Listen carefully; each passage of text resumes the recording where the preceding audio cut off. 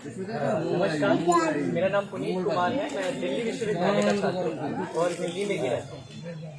4 महीने पहले मैं इन सब युवाओं से मिला जो मेरे राज्य के बाहर धरना लगाने आए थे। पंजाब से साथी, हरियाणा से साथी।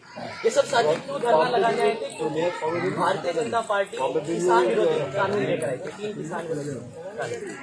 अब इनका ने आपको बताया कि 3 कृषि विरोधी जो कानून है उनके क्या क्या नुकसान है। उसी के साथ साथ एक और महत्वपूर्ण मुद्दा है एमएसपी का।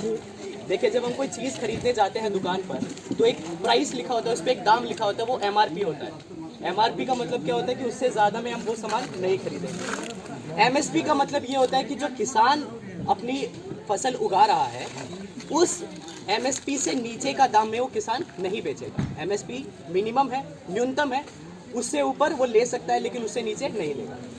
तो सबसे इम्पोर्टेंट मांगे क्या है? ये दो। पहला तो किसान विरोधी जो तीनों कानून हैं इनको हटाइए। दूसरा, एमएसपी की लीगल गारंटी हमें दीजिए। ये है किसान विरोधी कानून और किसानों की क्या मांग है वो। दूसरी महत्वपूर्ण बात, जो ये सरकार है जब से ही आई है 2014 से, ये युवा विरोधी भी रही। युवा चाहे किसान का बच्चा हो, चाहे मजदूर का बच्चा हो, चाहे हम नॉर्मल भारतीय जो आम आदमी होते हैं उनका बच्चा हो, पढ़ाई लिखाई प्राइवेटाइज कर दी है। किसान के बच्चे प्राइवेट कॉलेजेस में जाने के लिए मजबूर हो गए हैं। पब्लिक एजुकेशन में बिल्कुल फंडिंग नहीं है। कुल मिला के जो मजदूर के बच्चे पढ़ रहे थे, किसान के बच्चे पढ़ लिख के आगे बढ़ना चाह रहे थे, उनसे वो अपॉर्चुनिटी, उनसे वो मौका उन्होंने छीन लिया। बात यह है कि ये किसान और युवा बच्चों से डरते हैं। हम सब युवाओं से डरते हैं क्योंकि युवा सवाल पूछता है, युवा चुप नहीं बैठता। युवा के सामने अगर कुछ गलत होता है तो युवा क्वेश्चन करता है, वो सवाल पूछता है कि ऐसा क्यों हो रहा है। अगर किसान विरोधी कानून लेकर आइए तो वो पूछ रहा है कि ऐसा क्या जरूरत पड़ गई थी कि इस टाइम में जब पूरे देश भर में आपने लॉकडाउन लगा दिया है, मजदूर और किसान भूखे मर रहे हैं क्योंकि उनके पास में जॉब नहीं है, उनके पास में नौकरी नहीं है, कामकाज नहीं है, ऐसी क्या जरूरत पड़ गई थी कि ये 3 कानून लाने पड़े? सिंपल सी बात ये समझ में आती है कि आपको किसी को फायदा करना था।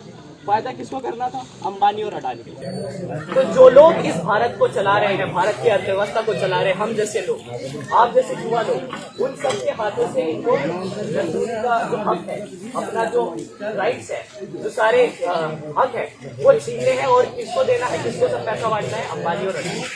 तो कुल मिला ये बात समझ लीजिए कि सरकार डे 1 से, जब से 2014 से है, किसान विरोधी है, मजदूर विरोधी है और छात्र विरोधी है, युवा विरोधी।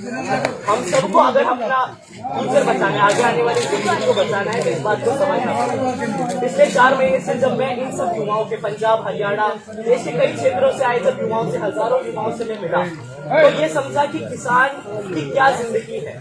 2015 के बाद से किसान की हालत इतनी बदतर क्यों हो गई? किसान आज रोड पे क्यों है? पिछले 4 महीनों से, ये कोई छोटी बात नहीं है। हम कहीं 4 दिन जाते अपने घर से बाहर तो हमें चिंता होने लग जाती है, हमारे घर वालों को चिंता होने लग जाती है। इतने 350 से ज्यादा युवा मरे हैं, बुजुर्ग मरे हैं, कोई ठंड से मरा है, कोई एक्सीडेंट से मरा है, अपना रोजगार छोड़ गया है। इन दोनों ने अपनी पढ़ाई छोड़ दी है। 1 साल के लिए अभी ये पढ़ नहीं रहे हैं, ये अभी पूरा 1 साल अपने किसान आंदोलन में डेडिकेट कर चुके हैं। ऐसे हजारों युवा किसान सिंगू बॉर्डर पे बैठे हैं, टीकरी बॉर्डर पे बैठे हैं, शाहजहाँपुर बॉर्डर पे बैठे हैं, स्कूल चला रहे हैं। छोटे छोटे बच्चे, आपके जैसे 100,000 बच्चे आते हैं हमारे पास पढ़ने के लिए, हम किताबें बांटते हैं, उनको पढ़ाते हैं, उनको ये बताते हैं कि क्यों ज़रूरी है ये। कई सारे न्यूज़ रिपोर्टर्स हमसे आते हैं, पूछते हैं कि आप तो स्टूडेंट हैं, आप किसानी नहीं करते, फिर आप क्यों आते हैं? हम उनको ये बोलते हैं कि हम किसानों से इसलिए जुड़े हुए क्योंकि हम उनका उगाया खाते हैं। अगर हम किसी का उगाया खा रहे हैं तो हम उसके प्रति जवाबदेही है कि नहीं? अगर आपको कष्ट होगा तो अगर आप हमें खाना नहीं दे पाएंगे तो मुझे भी तो कष्ट होगा कि नहीं होगा? तो इस बात को समझिए, इसकी गहराई को समझिए, इसकी ये समझिए कि कितना ज़्यादा दुख है। अगर आप आएँ तो बिल्कुल आप मोस्ट वेलकम है, आप आके वहाँ पर देखिए। बुजुर्ग बहुत ज़्यादा 80-90 बुजुर्ग महिलाएं, अमनदीप की जैसे बहुत युवा साथी हैं, महिलाएं हैं जो स्टेज का संचालन करती है, वहाँ पर आए लोगों को बिठाती हैं, उनसे बातचीत करती है, शिक्षित करती है। हमारा यहाँ पर आने का उद्देश्य भी ये था कि हम आप सब लोगों को बताएं कि वहाँ पर क्या चल रहा है, वहाँ पर लोग कैसे दुखी, यहाँ के भी किसान दुखी होंगे। और इस सरकार से हमें खासा नाराजगी है क्योंकि इन्होंने हमारी जो हालत है वो बद से बदतर कर दी है। इसलिए सरकारों ने भी हमारी हालत को बदतर किया था, लेकिन इसने तो हमें सीधा आईसीयू में ढकेल दिया। भाई अब आपके पास खात्मा ही हो जाए, तो अपने आप को अगर बचाना है तो इस सरकार को कृपया वोट ना दें, बीजेपी को बिल्कुल भी वोट ना दें। हम ये नहीं कह रहे हैं कि आप दूसरी किसी और पार्टी को दें, किसी टीएमसी को दें, आईएसएफ को दें, वो हमारा दिलचस्पी नहीं। हमारी दिलचस्पी ये है कि आप बीजेपी को वोट ना दें और ये समझिए कि वो कैसे हमारा फ्यूचर आगे आने वाले जिंदगी को तबाह करें। धन्यवाद।